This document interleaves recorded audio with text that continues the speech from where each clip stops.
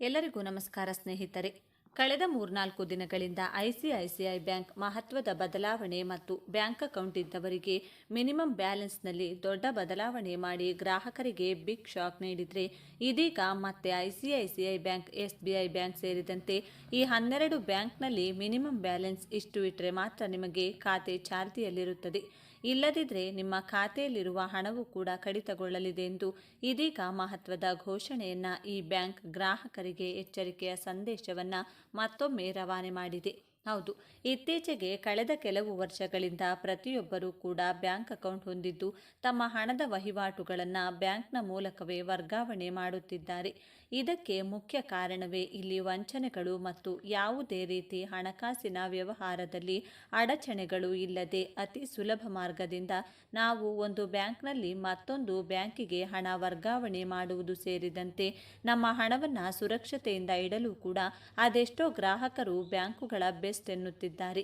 ಇದೀಗ ಈ 12 ಬ್ಯಾಂಕುಗಳು ಮಿನಿಮಮ್ ಬ್ಯಾಲೆನ್ಸ್ನಲ್ಲಿ ಅತಿ ದೊಡ್ಡ ಬದಲಾವಣೆ ಮಾಡಿದ್ದು ಗ್ರಾಹಕರಿಗೆ ಮತ್ತಷ್ಟು ಹೊರೆ ಬೀಳುವ ಸಾಧ್ಯತೆ ಇದೆ.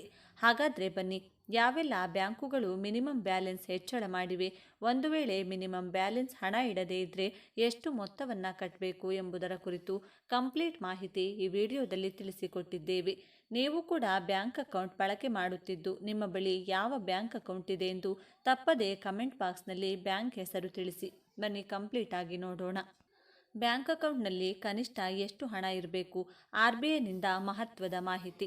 ಸಾರ್ವಜನಿಕರು ವಿವಿಧ ಬ್ಯಾಂಕ್ಗಳಲ್ಲಿ ಖಾತೆ ಹೊಂದಿದ್ದು ಅದರಲ್ಲಿ ಇರಿಸುವ ಮಿನಿಮಮ್ ಬ್ಯಾಲೆನ್ಸ್ ಬಗ್ಗೆ ಸಾಕಷ್ಟು ಗೊಂದಲ ಸೃಷ್ಟಿಯಾಗಿದೆ. ಇದರ ಬೆನ್ನಲ್ಲೇ ಆರ್ಬಿಐ ಮಹತ್ವದ ಮಾಹಿತಿಯೊಂದನ್ನು ಹಂಚಿಕೊಂಡಿದೆ. ದೇಶದ ಪ್ರಮುಖ ಖಾಸಗಿ ಬ್ಯಾಂಕ್ಗಳಲ್ಲಿ ಒಂದಾಗಿರುವ ಐಸಿಐಸಿಐ ಬ್ಯಾಂಕ್ ಏಕಾಏಕಿ ಮಿನಿಮಮ್ ಬ್ಯಾಲೆನ್ಸ್ ಮೊತ್ತವನ್ನು ಹೆಚ್ಚಳ ಮಾಡಿರುವುದು ಭಾರೀ ಅಸಮಾಧಾನಕ್ಕೆ ಕಾರಣವಾಗಿದೆ. ಬಡವರು ಹಾಗೂ ಮಧ್ಯಮ ವರ್ಗದವರ ಮಾಸಿಕ ವೇತನವೇ 50,000 ರೂಪಾಯಿ ಇಲ್ಲ. ಈ ರೀತಿ ಇರುವಾಗ ಇಷ್ಟು ಮೊತ್ತವನ್ನು ಮಿನಿಮಮ್ ಬ್ಯಾಲೆನ್ಸ್ ಮಾಡಿದರೆ ಹೇಗೆ ಎನ್ನುವ ಚರ್ಚೆ ಶುರುವಾಗಿದೆ. ಆದರೆ ಇದು ಎಲ್ಲರಿಗೂ ಅನ್ವಯಿಸುವುದಿಲ್ಲ ಎಂದು ಹೇಳಲಾಗಿದೆ. ಇತ್ತೀಚೆಗಷ್ಟೇ ವಿವಿಧ 6 ಪ್ರಮುಖ ಬ್ಯಾಂಕುಗಳು ಮಿನಿಮಮ್ ಬ್ಯಾಲೆನ್ಸ್ ಎನ್ನುವ ಪರಿಕಲ್ಪನೆಯನ್ನೇ ಕೈಬಿಟ್ಟಿದ್ದವು. ಅಂದರೆ 6 ಪ್ರಮುಖ ಬ್ಯಾಂಕ್ಗಳಲ್ಲಿ ಕನಿಷ್ಠ ಉಳಿತಾಯ ಮೊತ್ತವು 0 ಆಗಿದೆ. ಆದರೆ ಐಸಿಐಸಿಐ ಬ್ಯಾಂಕ್ ಮಾತ್ರ ಏಕಾಏಕಿ ಸೇವಿಂಗ್ಸ್ ಅಕೌಂಟ್ ಮೊತ್ತವನ್ನು ಹೆಚ್ಚಳ ಮಾಡಿರುವುದು ಚರ್ಚೆಗೆ ಗ್ರಾಸವಾಗಿದೆ. ಇದರ ನಡುವೆ ರಿಸರ್ವ್ ಬ್ಯಾಂಕ್ ಇಂಡಿಯಾ ಮಹತ್ವದ ಮಾಹಿತಿಯೊಂದನ್ನು ಹಂಚಿಕೊಂಡಿದೆ. ಬ್ಯಾಂಕುಗಳಿಗೆ ಬಿಟ್ಟ ವಿಷಯ. ವಿವಿಧ ಪ್ರಮುಖ ಬ್ಯಾಂಕುಗಳು ಕನಿಷ್ಠ ಉಳಿತಾಯ ಮಿತಿಯನ್ನು ಹೆಚ್ಚಳ ಮಾಡುತ್ತಿರುವುದನ್ನು ಆರ್ಬಿಐ ತಡೆಯಲಿದೆ ಎಂದು ನಿರೀಕ್ಷಿಸಲಾಗಿತ್ತು. ಆದರೆ ಇದು ಬ್ಯಾಂಕುಗಳಿಗೆ ಸಂಬಂಧಿಸಿದ ವಿಷಯ ಎಂದಿದ್ದಾರೆ. ಬ್ಯಾಂಕ್ನ ಉಳಿತಾಯ ಖಾತೆಯಲ್ಲಿ ಮಿನಿಮಮ್ ಬ್ಯಾಲೆನ್ಸ್ ಎಷ್ಟಿರಬೇಕು ಎನ್ನುವುದು ಆಯಾ ಬ್ಯಾಂಕುಗಳಿಗೆ ಸಂಬಂಧಿಸಿದ ವಿಷಯವಾಗಿದೆ ಎಂದು ಭಾರತೀಯ reserve bank governor Sanjay Malhotra ಅವರು ಹೇಳಿದ್ದಾರೆ. ಈ ಮೂಲಕ ಬ್ಯಾಂಕ್ನ ಮಿನಿಮಮ್ ಬ್ಯಾಲೆನ್ಸ್ ವಿಚಾರದಲ್ಲಿ ಆಯಾ ಬ್ಯಾಂಕುಗಳೇ ನಿರ್ಧಾರ ತೆಗೆದುಕೊಳ್ಳಲಿವೆ ಎಂದಿದ್ದಾರೆ. ಸೇವಿಂಗ್ಸ್ ಅಕೌಂಟ್ ಅಥವಾ ಉಳಿತಾಯ ಖಾತೆ ಕನಿಷ್ಠ 50,000 ರೂಪಾಯಿ ಬ್ಯಾಲೆನ್ಸ್ ಇರಬೇಕು ಹಾಗೂ ಇದು ಕಡ್ಡಾಯ ಎಂದು ಹೊಸ ಪ್ರಕಟಣೆಯನ್ನು ಐಸಿಐಸಿಐ ಬ್ಯಾಂಕ್ ಹೇಳಿತ್ತು. ಹೊಸ ನಿಯಮವು ಆಗಸ್ಟ್ 1ರಿಂದಲೇ ಜಾರಿಗೆ ಬರಲಿದೆ. ಮೆಟ್ರೋ ಹಾಗೂ ನಗರ ಪ್ರದೇಶಗಳ ಗ್ರಾಹಕರಿಗೆ ಕನಿಷ್ಠ ಸರಾಸರಿ ಉಳಿತಾಯ ಮೊತ್ತವನ್ನು ಈಗ 10,000 ರೂಪಾಯಿ ಇದೆ. ಇದನ್ನು ಬರೋಬ್ಬರಿ 50,000 ರೂಪಾಯಿಗೆ ಹೆಚ್ಚಳ ಮಾಡಲಾಗಿದೆ. ಅರೆನಗರ ಪ್ರದೇಶಗಳಲ್ಲಿ ಈ ಮೊತ್ತವನ್ನು ಈಗಿನ 5,000 ರೂಪಾಯಿಯಿಂದ 4 ಪಟ್ಟು ಹೆಚ್ಚಳವಾಗಿದೆ. ಇನ್ಮುಂದೆ 25,000 ರೂಪಾಯಿಗೆ ಹೆಚ್ಚಳ ಮಾಡಲಾಗಿದೆ. ಗ್ರಾಮೀಣ ಶಾಖೆಗಳಲ್ಲಿ ಈ ಮೊತ್ತವನ್ನು ಈಗ ಇರುವ 2,500 ರೂಪಾಯಿಯಿಂದ 10,000 ರೂಪಾಯಿಗೆ ಹೆಚ್ಚಳ ಮಾಡಲಾಗಿದೆ. ಆದರೆ ಇದಕ್ಕೆ ವಿರೋಧವೂ ವ್ಯಕ್ತವಾಗುತ್ತಿದೆ. ಆದರೆ ಈಗ ನಗರ ಪ್ರದೇಶಗಳಲ್ಲಿ ಗ್ರಾಹಕರ ಸೇವಿಂಗ್ಸ್ ಅಕೌಂಟ್ನಲ್ಲಿ ಬರೋಬ್ಬರಿ 50,000 ರೂಪಾಯಿಗೆ ಮಿನಿಮಮ್ ಬ್ಯಾಲೆನ್ಸ್ ಅನ್ನು ಏರಿಸಿದ್ದ ಐಸಿಐಸಿಐ ಬ್ಯಾಂಕ್ ಇದೀಗ ಅದನ್ನು 15,000 ರೂಪಾಯಿಗೆ ಇಳಿಸಿದೆ. ಆಗಸ್ಟ್ 1ರಿಂದ ಐಸಿಐಸಿಐ ಬ್ಯಾಂಕ್ನಲ್ಲಿ ಖಾತೆ ತೆರೆದವರು ಇರಿಸಬೇಕಾದ ಕನಿಷ್ಠ ಸರಾಸರಿ ಬ್ಯಾಂಕ್ ಬ್ಯಾಲೆನ್ಸ್ 10,000 ರೂಪಾಯಿನಿಂದ 50,000 ರೂಪಾಯಿಗೆ ಏರಿಸಲಾಗಿತ್ತು. ಸಾಕಷ್ಟು ಟೀಕೆಗಳು ವ್ಯಕ್ತವಾದ ಹಿನ್ನೆಲೆಯಲ್ಲಿ ಇದನ್ನು ಈಗ 15,000 ರೂಪಾಯಿಗೆ ಇಳಿಸಿದೆ. 2025ರ ಆಗಸ್ಟ್ 1ರಿಂದ ತೆರೆಯಲಾದ ಹೊಸ ಉಳಿತಾಯ ಖಾತೆಗಳಿಗೆ ಮಾಸಿಕ ಸರಾಸರಿ ಬ್ಯಾಲೆನ್ಸ್ ವಿಚಾರದಲ್ಲಿ ಹೊಸ ಅವಶ್ಯಕತೆಗಳನ್ನು ಜಾರಿಗೆ ತಂದಿದ್ದೆವು. ನಮ್ಮ ಗ್ರಾಹಕರಿಂದ ಅಮೂಲ್ಯ ಸಲಹೆಗಳು ಬಂದ ಬಳಿಕ ಅವರ ನಿರೀಕ್ಷೆ ಮತ್ತು ಆದ್ಯತೆಗಳಿಗೆ ಅನುಸಾರವಾಗಿ ಆ ಅವಶ್ಯಕತೆಗಳನ್ನು ಪರಿಷ್ಕರಿಸಿದ್ದೇವೆ ಎಂದು ಐಸಿಐಸಿಐ ಬ್ಯಾಂಕ್ ಹೇಳಿಕೆ ನೀಡಿದೆ. ಈಗ ಪರಿಷ್ಕೃತ ದರಗಳ ಪ್ರಕಾರ ನಗರ ಭಾಗದಲ್ಲಿ ಹೊಸ ಐಸಿಐಸಿಐ ಬ್ಯಾಂಕ್ ಖಾತೆಗಳು ಹೊಂದಿರಬೇಕಾದ ಕನಿಷ್ಠ ಬ್ಯಾಲೆನ್ಸ್ 15,000 ರೂಪಾಯಿ ಇರುತ್ತದೆ. ಸೆಮಿ ಅರ್ಬನ್ ಅಥವಾ ಪಟ್ಟಣಗಳಲ್ಲಿ ಮಿನಿಮಮ್ ಬ್ಯಾಲೆನ್ಸ್ 7,500 ರೂಪಾಯಿ ಹೊಂದಿರಬೇಕು. ಗ್ರಾಮೀಣ ಭಾಗದಲ್ಲಿ ಇದರ ಅವಶ್ಯಕತೆ 2,500 ರೂಪಾಯಿ ಇದೆ.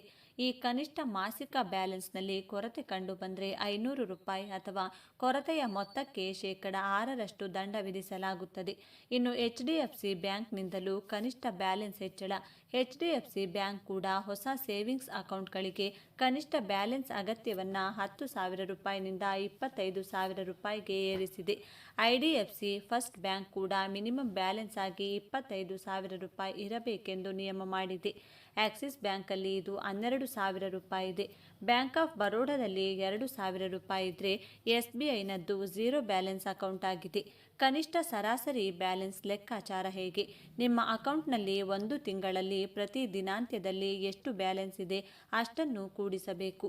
ಆ ಮೊತ್ತವನ್ನು ಆ ತಿಂಗಳ ಒಟ್ಟು ದಿನಗಳ ಸಂಖ್ಯೆಯಿಂದ ಭಾಗಿಸಬೇಕು. ಆಗ ಸರಾಸರಿ ಸಿಗುತ್ತದೆ. ಇನ್ನು ಈ 6 ಬ್ಯಾಂಕ್ಗಳಲ್ಲಿ ಮಿನಿಮಮ್ ಬ್ಯಾಲೆನ್ಸ್ ಝೀರೋ. ICICI ಬ್ಯಾಂಕ್ನಲ್ಲಿ ಉಳಿತಾಯ ಖಾತೆ ಮೊತ್ತವನ್ನು ಭಾರೀ ಪ್ರಮಾಣದಲ್ಲಿ ಹೆಚ್ಚಳ ಮಾಡಿದೆ. ಆದರೆ ಕಳೆದ ಒಂದು ತಿಂಗಳ ಮುಂಚೆಯಷ್ಟೇ ದೇಶದ ಪ್ರಮುಖ ಬ್ಯಾಂಕುಗಳು ಮಿನಿಮಮ್ ಬ್ಯಾಲೆನ್ಸ್ ಝೀರೋ ಮಾಡಿವೆ. ಈ ಬ್ಯಾಂಕ್ಗಳಲ್ಲಿ ಖಾತೆ ಶೂನ್ಯ ಹಣವಿದ್ದರೂ ನಡೆಯುತ್ತದೆ. ಅದು ಯಾವ ಬ್ಯಾಂಕ್ಗಳು ಎನ್ನುವ ವಿವರ ಇಲ್ಲಿದೆ. Bank of Baroda, Punjab national bank, Indian bank ಮತ್ತು ಕೆನರಾ ಬ್ಯಾಂಕ್ ತಮ್ಮ ಹೆಚ್ಚಿನ ಉಳಿತಾಯ ಖಾತೆಗಳಲ್ಲಿ ಕನಿಷ್ಠ ಬ್ಯಾಲೆನ್ಸ್ ಮಾನದಂಡಗಳನ್ನು ತೆಗೆದುಹಾಕಿರುವ ಕೆಲವು ಪ್ರಮುಖ ಬ್ಯಾಂಕ್ಗಳಾಗಿವೆ. ಇನ್ನು ಸರ್ಕಾರದ ಬೆಂಬಲದಲ್ಲಿ ನಡೆಯುವ ಸಣ್ಣ ಉಳಿತಾಯ ಯೋಜನೆಗಳಲ್ಲಿ PPF ಒಂದು. ಇದು ದೀರ್ಘಾವಧಿ ಹೂಡಿಕೆ ಪ್ಲಾನ್. PPFನಲ್ಲಿ ಸಾಲ ಎಷ್ಟು ಸಿಗುತ್ತದೆ ಎನ್ನುವ ಲೆಕ್ಕಾಚಾರ ಬದಲಾಗಿದೆ.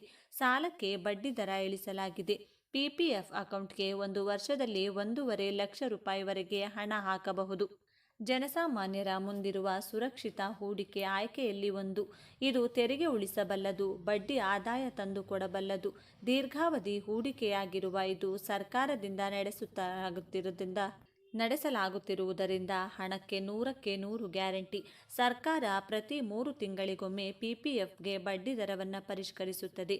ಸರ್ಕಾರ ಇತ್ತೀಚೆಗೆ PPFನಲ್ಲಿ ಕೆಲ ಪ್ರಮುಖ ನಿಯಮಗಳನ್ನು ಬದಲಾವಣೆಯನ್ನು ಮಾಡಿದೆ. ಈ ಬಗ್ಗೆ ಸಂಕ್ಷಿಪ್ತ ಮಾಹಿತಿ. PPFನಲ್ಲಿ ಸಾಲ ಎಷ್ಟು ಸಿಗುತ್ತದೆ? LIC, FD ಇತ್ಯಾದಿಯಲ್ಲಿಯಂತೆ PPFನಲ್ಲಿನ ನಿಮ್ಮ ಹೂಡಿಕೆಯ ಆಧಾರದ ಮೇಲೆ ಸಾಲ ಪಡೆಯಲು ಅವಕಾಶ ಇದೆ. ಆದರೆ ಹೂಡಿಕೆಯಲ್ಲಿರುವ ಅಷ್ಟು ಮೊತ್ತವು ಸಾಲವಾಗಿ ಸಿಗೋದಿಲ್ಲ. ನೀವು ಸಾಲಕ್ಕೆ ಅರ್ಜಿ ಸಲ್ಲಿಸಿದಾಗ 2 ವರ್ಷದ ಹಿಂದಿನ ನಿಮ್ಮ PPF ಅಕೌಂಟ್ನಲ್ಲಿ ಎಷ್ಟು ಬ್ಯಾಲೆನ್ಸ್ ಇತ್ತು ಅದರ 25% ಮಾತ್ರವೇ ಸಾಲವಾಗಿ ಲಭ್ಯವಿರುತ್ತದೆ. PPFನಲ್ಲಿ ಸಾಲಕ್ಕೆ ಕಡಿಮೆ ಬಡ್ಡಿ. PPFನಲ್ಲಿ ನೀವು ಪಡೆದ ಸಾಲಕ್ಕೆ ಬಡ್ಡಿ ಕಡಿಮೆ ಇರುತ್ತದೆ. PPFನಲ್ಲಿನ ಠೇವಣಿಗಳಲ್ಲಿಗೆ ಸರ್ಕಾರ ನೀಡುವ ಬಡ್ಡಿಗಿಂತ 2% ಹೆಚ್ಚು ಬಡ್ಡಿಯು ಸಾಲಕ್ಕೆ ಅನ್ವಯವಾಗುತ್ತದೆ. ಅಂದರೆ ಪ್ರಸಕ್ತ PPF ಠೇವಣಿ ದರ 7.1 ಇದೆ. ನೀವು ಸಾಲ ಪಡೆದರೆ ಬಡ್ಡಿ 9.1 ಆಗುತ್ತದೆ. ಈಗ ಸರ್ಕಾರವು ಈ ಹೆಚ್ಚುವರಿ ಬಡ್ಡಿಯನ್ನು 2%ರಿಂದ 1%ಕ್ಕೆ ಇಳಿಸಿದೆ. ಅಂದರೆ 9.1 ಬಡ್ಡಿ ಬದಲು 8.1 ಬಡ್ಡಿ ಮಾತ್ರವೇ ಅನ್ವಯವಾಗುತ್ತದೆ. ಮೆಚುರಿಟಿ ಬಳಿಕವೂ ಹೂಡಿಕೆ ಮುಂದುವರಿಸಿ ಬಡ್ಡಿಯನ್ನು ಗಳಿಸಿ. PPF ಹೂಡಿಕೆ ಅವಧಿ 15 ವರ್ಷ ಇದೆ. ಇದಾದ ಬಳಿಕ ಹೂಡಿಕೆ ನಿಲ್ಲಿಸಿ ಹಣ ಹಿಂಪಡೆಯದೆ ಹಾಗೆ ಬಿಟ್ಟು ಬಿಡಬಹುದು. ಅದಕ್ಕೆ ಬಡ್ಡಿ ಸೇರ್ಪಡೆ ಮುಂದುವರಿಯುತ್ತಾ ಹೋಗುತ್ತದೆ. PPF ಠೇವಣಿ ತಿಂಗಳಿಗೆ ಒಮ್ಮೆ ಪಾವತಿ. PPFನಲ್ಲಿ ಒಂದು ಹಣಕಾಸು ವರ್ಷದಲ್ಲಿ 1.5 ಲಕ್ಷ ರೂಪಾಯಿವರೆಗೆ ಡೆಪಾಸಿಟ್ ಮಾಡಬಹುದು. ಒಮ್ಮೆಗೆ ಅಷ್ಟು ಹಣ ಹಾಕಬಹುದು ಅಥವಾ ಹಲವು ಬಾರಿ ಸೇರಿ ಹಣ ಡೆಪಾಸಿಟ್ ಮಾಡಬಹುದು. ಆದರೆ ಒಂದು ತಿಂಗಳಲ್ಲಿ ಒಂದಕ್ಕಿಂತ ಹೆಚ್ಚು ಬಾರಿ ಡೆಪಾಸಿಟ್ ಮಾಡಲು ಅವಕಾಶ ಇರುವುದಿಲ್ಲ. ಈ ಬಗ್ಗೆ ನೀವೇನಂತೀರಾ? ತಪ್ಪದೆ ನಿಮ್ಮ ಅನಿಸಿಕೆ ಮತ್ತು ಅಭಿಪ್ರಾಯಗಳನ್ನು ಕಮೆಂಟ್ ಮಾಡುವ ಮೂಲಕ ತಿಳಿಸಿ. ಧನ್ಯವಾದಗಳು.